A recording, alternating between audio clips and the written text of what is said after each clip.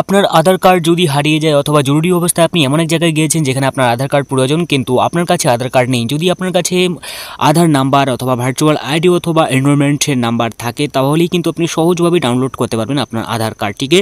তো এর জন্য আপনি এই যে প্রথম যে ওয়েবসাইট দেখতে পাচ্ছেন এই ওয়েবসাইটে আপনি ভিজিট করে নেবেন, আধার সার্চ করে নেওয়ার পর আধার ডাউনলোড অথবা UIDAI। তো প্রথমেই আপনি দেখতে পাবেন এখানে ডাউনলোড আধার রয়েছে, স্ক্রল করে নিচেই আসলেই দেখতে পাবেন ডাউনলোড আধার অপশন রয়েছে। তো আপনি এই ওয়েবসাইট বা এই অপশন আপনি টাচ করে নেবেন, ঠিক আছে। তো এই অপশন টাচ করে নেওয়ার পর পরবর্তী পেজে কিন্তু আপনার সামনে এরকম আসবে। তো আপনি নিচের দিকে আসলে দেখতে পাবেন ডাউনলোড আধার একটি অপশন রয়েছে। তো আপনি এই ডাউনলোড আধার অপশনে আপনি টাচ করে নেবেন।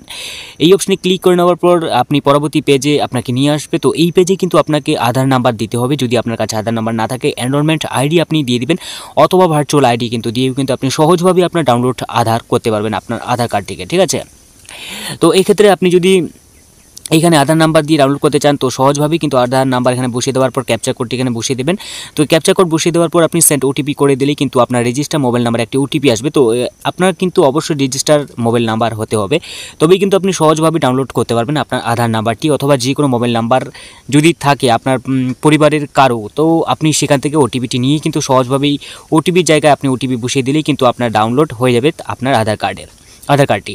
তো ভেরিফাই অপশন টাচ করার পর ডাউনলোড অপশন টাচ করে নিলেই কিন্তু আপনার আধার ডাউনলোড হয়ে যাবে। তো এরপর কিন্তু আপনাকে যেটা পাসওয়ার্ড দিতে হবে, যদি আপনার নাম বিপ্লব হয়ে থাকে তো ক্যাপিটাল BIPL দিয়ে দেবেন। এরপর আপনার জন্মসাল যদি 2000 তাহলে 2000 বসিয়ে দেওয়ার পর কিন্তু আপনার আধার কার্ড এভাবে শো হয়ে যাবে। তো এই ক্ষেত্রে কিন্তু আপনি সহজভাবে এখান থেকে প্রিন্ট আউট করে নিতে পারবেন, অথবা এখান থেকে আপনি যে কাউকে কিন্তু আপনার আধার কার্ড যেটা রয়েছে সেটা কিন্তু আপনি সেন্ড করে দিতে পারবেন জরুরি অবস্থা যদি কারো আধার কার্ড প্রয়োজন হয়, ঠিক আছে। এমন এক অফিসিয়ালি কাজে কিন্তু আপনি এটাকে ইউজ করতে পারবেন খুব সহজভাবেই। তো এই ছিল আজকে ছোট্ট একটা ভিডিও, দেখা হচ্ছে পরবর্তী নতুন আরেকটি ভিডিওতে। আপনি যদি চ্যানেলটি এখনো পর্যন্ত সাবস্ক্রাইব করে না থাকেন চ্যানেলটিকে সাবস্ক্রাইব করে সাথে অল নোটিফিকেশন অন করে রাখবেন, এবং ভিডিওটি ভালো লাগলে অবশ্যই আপনার মতামত জানাতে ভুলবেন না এবং লাইক করতে কিন্তু ভুলবেন না। দেখা হচ্ছে পরবর্তী নতুন ভিডিওতে, বাই বাই।